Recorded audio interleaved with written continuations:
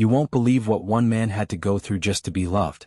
When a young black man named Malik dared to fall in love with a white girl from a wealthy family, he wasn't just judged, he was humiliated, rejected, and torn down by people who believed he would never be good enough. But what no one saw coming was the storm Malik was quietly building. By the time they realized who he really was, it was already too late. This isn't just a love story. It's a story about pride, prejudice, pain, and the ultimate comeback. So if you've ever been told you weren't good enough, if you've ever been pushed to the side because of who you are or where you come from, stick around. Because what happens in the end will leave you speechless. Our story begins in a quiet suburb outside of Atlanta. Malik Thompson, 22 years old, son of a single mother and a part-time mechanic, had never known wealth, but he had always known ambition. Malik didn't dress flashy, didn't talk slick, but what he had was heart and brilliance. He was studying engineering at a community college while working nights fixing cars in his uncle's garage. It was during a summer internship at a local tech firm that Malik met Olivia Prescott. Olivia, blonde hair, blue eyes, the kind of girl who looked like she stepped out of a country club commercial. She was rich. Like private jet rich. But she wasn't like her parents. Olivia was different. Where her father saw dollar signs and legacy, she saw kindness and potential. Malik was quiet but sharp. Focused. And Olivia? She noticed. At first it was just small talk by the vending machines. Then lunches in the break room. Then one Friday night after work, Olivia invited Malik to a movie. And from there, everything changed. They were an unlikely couple. People stared. Whispered. But they didn't care. Love has a way of making the world disappear. Until the world comes crashing back. When Olivia brought Malik home for the first time, her father barely looked up from his glass of bourbon. Her mother forced a tight smile, cold and brittle. The tension was immediate. Her father, Charles Prescott, CEO of Prescott Financial Group, didn't need to ask questions. He'd already made up his mind. Malik wasn't one of them. "Where'd you say you went to school again?" Charles asked, voice thick with contempt. Malik smiled politely. "I go to Atlanta Community College, sir. Studying mechanical engineering." Charles raised an eyebrow. "Community college. That's quaint." Olivia tried to speak up, but her mother cut in.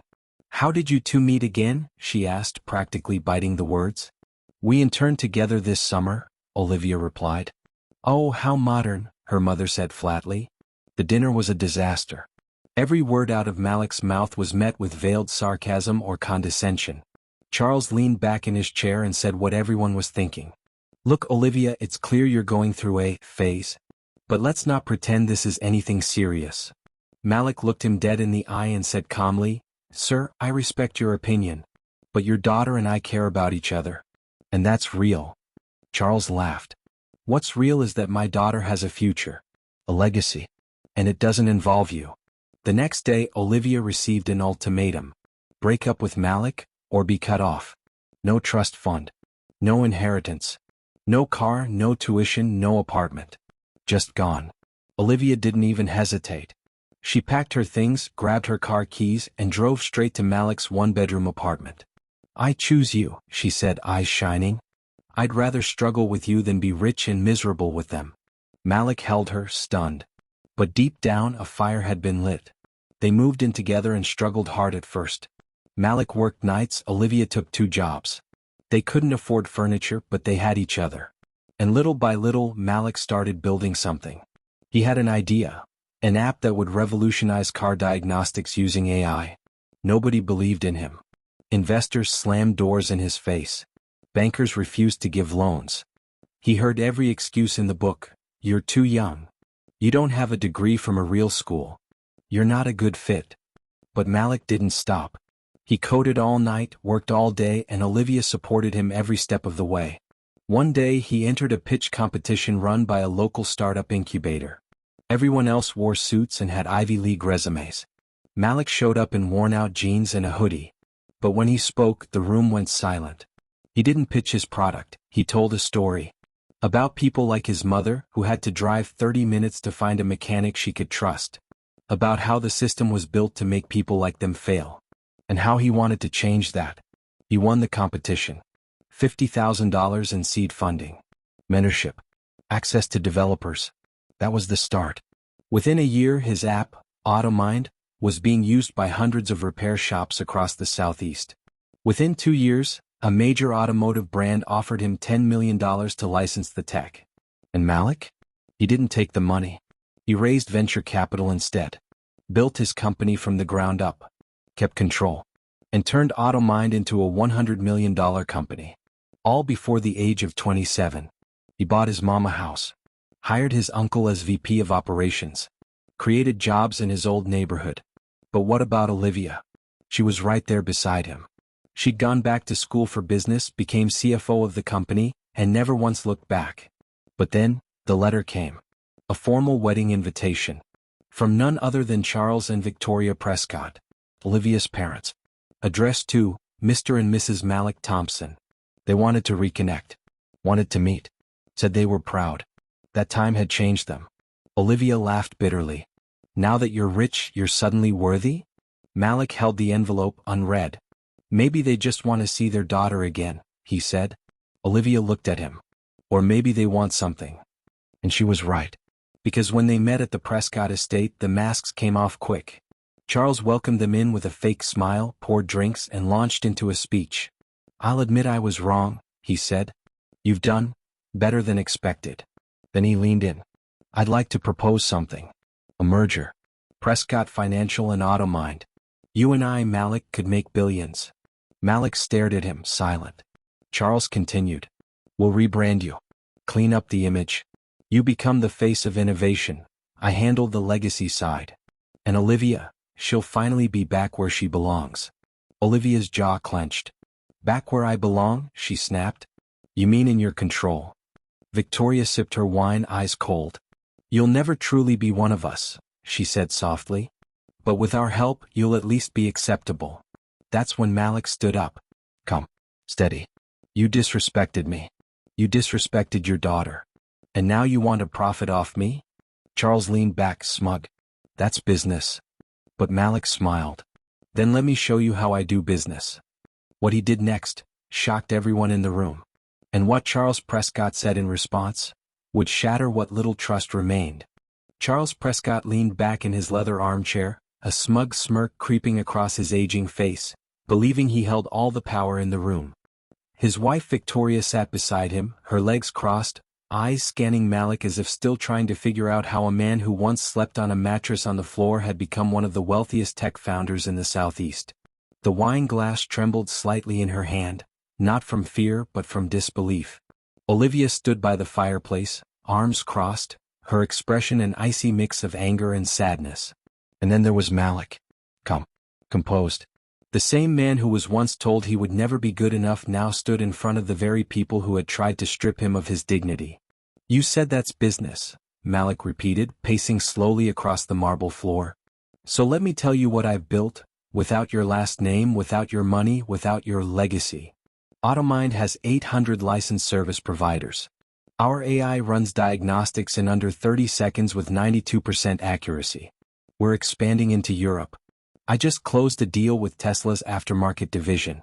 I don't need your name, Charles. But you? He leaned in. You need mine. Charles blinked, his jaw tightening as the smile slipped from his face. You think you can stand on your own against corporate titans? Malik chuckled. I already am. You didn't invite us here for a merger. You invited us because your company's bleeding money. You need my tech to stay relevant. And you thought your daughter's love could be leveraged to save your empire. Victoria scoffed, her voice sharp. Don't flatter yourself. This could have been a chance to repair the family. To lift each other up. Olivia stepped forward now, her voice trembling but firm. You cut me off because I fell in love with someone you couldn't control. You let me struggle, go without health insurance, sleep on floors while you sipped champagne in this mausoleum. And now you want to lift us up? No. You want a piece of something you didn't help build. Charles stood, finally losing his cool. You think you're above us now, Malik? Just because you've made some money? At the end of the day, you'll always be the mechanic's kid who got lucky. And Olivia? She'll come crawling back when you fall. Malik's expression didn't change. He pulled a folded piece of paper from his jacket pocket and laid it on the coffee table. This is a cease and desist, he said quietly. Your firm has been approaching my competitors and trying to poach my contracts under the table. That's industrial sabotage. I have proof. If you make one more move toward my company, I'll take you to court, bury you in legal fees, and make sure you never sit on a board again." Charles looked stunned. Victoria's face drained of color. Malik wasn't bluffing, and they both knew it. "But I'm not here to fight," Malik continued. "I came because Olivia deserved the chance to say goodbye. To see who her parents really are." Olivia took his hand and together they walked out. No slamming doors. No yelling. Just quiet, decisive power. But the story didn't end there. Because days later the story exploded. An anonymous whistleblower leaked internal documents from Prescott Financial, revealing illegal trades, fraudulent offshore accounts, and discriminatory hiring practices spanning decades. And all roads pointed back to Charles. The press had a field day. "Racist CEO's dark past exposed," one headline screamed. "Insider trading scandal shakes elite financial empire," another read. Olivia and Malik watched from their penthouse, stunned. They hadn't leaked anything. So who did? Days later, Malik received a message, an encrypted file sent from an unknown source. It included every document that had been leaked to the press. But there was more. A folder labeled, "Prescott." Hidden. Inside were scanned letters, photos, and confidential documents, and what Malik read made his blood run cold. Because buried deep inside was a decades-old cover-up involving Olivia's family, something that could destroy more than just Charles's career. Something that involved Olivia's late grandfather, a scandalous trust fund, and a trail of payoffs dating back to the civil rights era. Malik didn't know whether to show Olivia. But before he could decide, there was a knock on their door. A man in a gray suit stood outside, holding a sealed letter. "Mr. Thompson," he said. "You've been served." Malik opened the envelope and felt his stomach drop. Charles Prescott was suing them for defamation, breach of contract, and intellectual theft. But what Charles didn't know was that someone else was watching everything unfold. Someone with more power, more secrets, and a reason to silence Malik and Olivia before the truth came out. You ever think your enemies are coming at you from the front, only to find the real danger's been circling you the whole time? That's exactly what Malik felt as he stared down at the court summons, the words defamation, theft, and fraud jumping off the page like venomous accusations from the same man who once told him he'd never be good enough. Olivia stood beside him in their penthouse, her hands shaking, not from fear but from something deeper: betrayal, hurt, disbelief that her own father would rather see them destroyed than admit he was wrong. But what haunted her more was what Malik hadn't yet told her: that file, the one labeled Prescott. Hidden. It sat open on his laptop behind them, full of old letters, offshore accounts, hush money payments, and something much darker: a connection between the Prescott family and a secret foundation that allegedly funded voter suppression in black communities during the 1960s, all under the guise of economic development. There were checks signed by Olivia's grandfather, a former senator, and one document, a sworn affidavit, alleging direct involvement in silencing a civil rights activist who later died in a mysterious car crash. Malik didn't want to show Olivia yet. She had already lost so much. But there was no more time. Because that sealed letter? It wasn't just from Charles. It was also copied to someone else: Preston Hale, a billionaire tech mogul with deep ties to both Wall Street and Washington. Hale was old money, ruthless, and infamous for squashing anyone who stood in his way. He and Charles had served on boards together. What Malik didn't know was that by standing up to Charles, he had unintentionally challenged a much larger machine. The kind that didn't send cease and desists. They sent investigators, smear campaigns, and sometimes silencers. The next morning, a story broke online: tech CEO Malik Thompson caught in financial fraud? It was a hit piece. Fake accounts. Fabricated investor emails. And worst of all, a doctored video showing Malik allegedly admitting to manipulating AI data in a conference call. Olivia was livid. "This is insane. That video is fake. We can prove it." Malik was already on the phone with his legal team, but what they told him chilled him to the core. "Malik," his attorney said, "we've had a breach. Someone's hacked into your internal servers. They've planted evidence. This isn't just defamation. This is corporate warfare." That night, Olivia couldn't sleep. She kept pacing, staring out over the skyline. "You need to tell me everything," she finally said.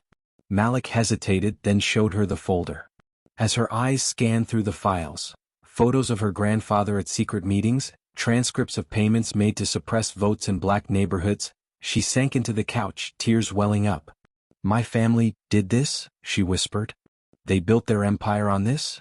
Malik nodded slowly. And now they're trying to destroy ours to keep it hidden. Olivia didn't cry. She clenched her fists.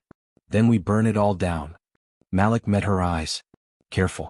That's exactly what they want, for us to lose everything fighting back. But Olivia wasn't thinking small anymore.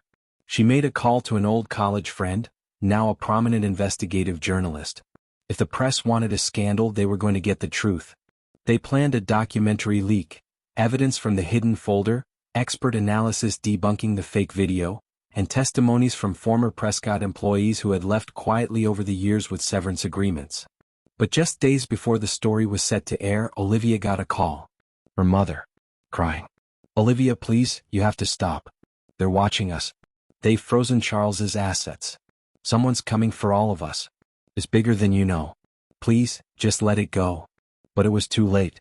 The next morning, Malik's office was raided by federal agents. Not only had someone leaked forged documents to the Department of Justice, they'd made it look like Malik was laundering money through AutoMine's European accounts. They seized his servers, froze his bank accounts, and the news cycle exploded. From genius to fugitive? They asked. Techstars' meteoric fall? But what no one knew, not the press, not even Olivia, was that Malik had prepared for this. Months ago, after his company reached unicorn status, he had set up a digital vault, containing unedited backups, blockchain-sealed contracts, and a full paper trail of every transaction. He also had something else. A voice recording. A conversation with Charles from 2 years ago, where Charles had made racist, inflammatory remarks about Malik and swore he'd make sure his kind never sat at the same table. Malik had kept it buried out of pride. But now it was a weapon. The problem? Malik never got the chance to release it. Because that same night, after a news segment declared Malik finished, a black SUV pulled up outside their penthouse. 4 men in suits. No IDs. No explanation. One handed Olivia a phone. On the screen? Preston Hale. What? Olivia, he said, smooth as poison, I need your fiancé to disappear. Leave the country. Sell AutoMine. Walk away. Quietly. Or what happens next won't just ruin him. It'll bury your entire bloodline. Olivia stared at the screen, her jaw clenched. And if we don't? Hale smiled. Then we'll make sure the next headline reads, Malik Thompson, dead in apparent suicide. Olivia's hand shook as she lowered the phone. The men turned and left without another word. Malik emerged from the hallway, having heard everything. What did he say? Olivia looked up at him, and for the first time since this started, she looked scared. Malik, we're not just fighting my family anymore. We're fighting a legacy of power that kills to protect itself. Malik didn't flinch. He just said, then we better get ready to fight dirty.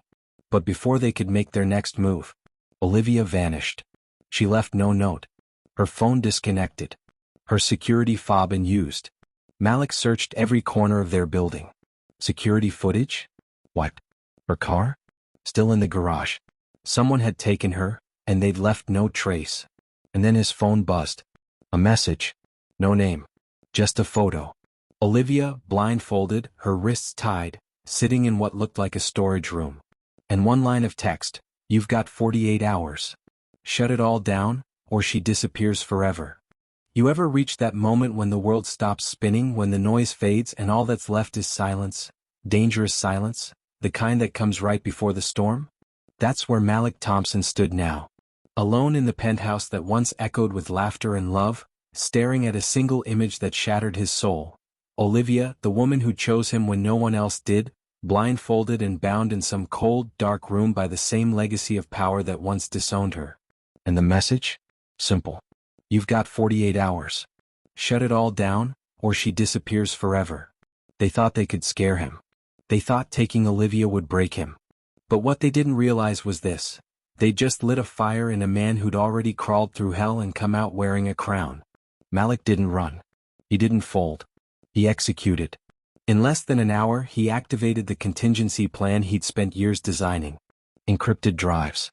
Trusted allies. Offshore legal teams. While the world believed he was a broken CEO surrounded by federal raids and scandal, he was orchestrating a takedown that would make history. And he started with a ghost, Leon Chambers, a former CIA whistleblower who now lived off-grid in Belize, a man who owed Malik his life after AutoMine's algorithms flagged a fake terminal diagnosis caused by a corrupted hospital system. Malik reached him through a secure satellite line. "They took Olivia," Malik said. "I need to find her." Leon didn't ask questions. He just said, "Send me everything. I'll make them regret this." In less than 6 hours, Leon traced the metadata from the photo: deep pixel analysis, geographic light mapping, noise decay. It pointed to a decommissioned warehouse on the outskirts of Maryland. Malik didn't call the police. He called Darius, a childhood friend turned private security expert who ran with XALS and owed Malik for helping fund his mother's cancer treatments. Darius put together a quiet team, no questions, no noise, just results. "We bring her back alive," Malik said. "No casualties unless they fire first." While the team moved in, Malik made his final play. He uploaded Project Redemption, a timed media release stored on a decentralized server. It contained everything: audio of Charles Prescott's racist threats, Olivia's grandfather's involvement in voter suppression, forged DOJ documents planted by Preston Hale, and financial records that exposed a laundering network so deep it reached lobbyists, judges, and even senators. The files would drop in 24 hours, unless Malik stopped the countdown. Meanwhile, in the warehouse, Olivia sat in darkness. She'd stopped crying 2 hours ago. Her wrists ached, her mind swirled, but she wasn't broken. She was angry. Every lie her parents told her. Every insult they hurled at Malik. Every warning they gave her about ruining the family name. And now, here she was, a pawn in the very system they used to destroy people like him. The door creaked open. A man stepped inside, slick suit, silver cufflinks. "Preston Hale." "You didn't have to suffer, Olivia," he said smoothly. "But your fiancé?" He poked the wrong bear. Olivia stared at him. "He's not scared of you." Hale chuckled. "He should be. We own the courts, the media, the money. He doesn't have a future." Olivia smirked. "You think money scares Malik? He built his from nothing. And unlike you, he knows how to keep it." Hale leaned in. "You'll be dead by morning if he doesn't shut up." That's when the lights went out. Gunshots echoed. Chaos. Olivia ducked as the door burst open and Darius's team stormed in. "Target secured," someone yelled. Hale was gone. Vanished through a hidden rear exit. Olivia ran into Darius's arms. "Where's Malik?" she gasped. "Waiting," he said. "And we've got less than 10 hours." They raced back to D.C. Meanwhile, Malik stood before a federal judge, filed a motion under the Whistleblower Protection Act. He presented the audio recordings, sworn affidavits, encrypted documents, all while media vans swarmed the courthouse. News alerts began flashing. Breaking: Prescott Empire under federal investigation. Tech CEO Malik Thompson submits evidence of government corruption. Olivia joined him just in time to stand beside him at the press conference. Her hand found his. They stood before a sea of cameras. Olivia spoke first. "They told me Malik would ruin my life. But the truth is, he saved it. And now it's time the world sees the real monsters in power." Then Malik took the mic. "This isn't just about me. It's about every black man told he's not good enough. Every woman forced to choose between love and legacy. Every truth buried to protect a lie. No more." The footage of Charles Prescott's rant aired on national television. Donors withdrew. Boards collapsed. Preston Hale went into hiding. But it wasn't over. Because just when Malik and Olivia thought they'd won, an anonymous email hit Malik's inbox. A video. Preston Hale. "You think you've won?" he said, eyes gleaming with rage. "This isn't the end, Malik. It's the beginning. You started a war. And trust me, we don't lose wars." Olivia's hands trembled as she replayed the clip. Malik's jaw tightened. "Let him come," he said. "We're ready." Because now they had more than just proof. They had purpose. Olivia launched a foundation, Brighter Legacy, committed to exposing systemic injustice and helping young couples defy the same hate that tried to destroy them. Malik rebuilt AutoMine from the ground up, this time with a mission: providing job access and education to underserved black communities using AI-powered platforms. The media tried to move on. But the people didn't forget. Malik's name became a symbol, not just of resilience but of justice. And Charles Prescott? He was indicted for conspiracy, fraud, and hate crimes. Olivia never spoke to her parents again. And Preston Hale? Still out there. Watching. Plotting. But Malik and Olivia no longer lived in fear. They lived in purpose. Together. Stronger. Unbreakable. Because in the end the system tried to erase them. But they rewrote the narrative. And the lesson? Never underestimate the ones you cast aside. They just might be the ones who come back, to change everything.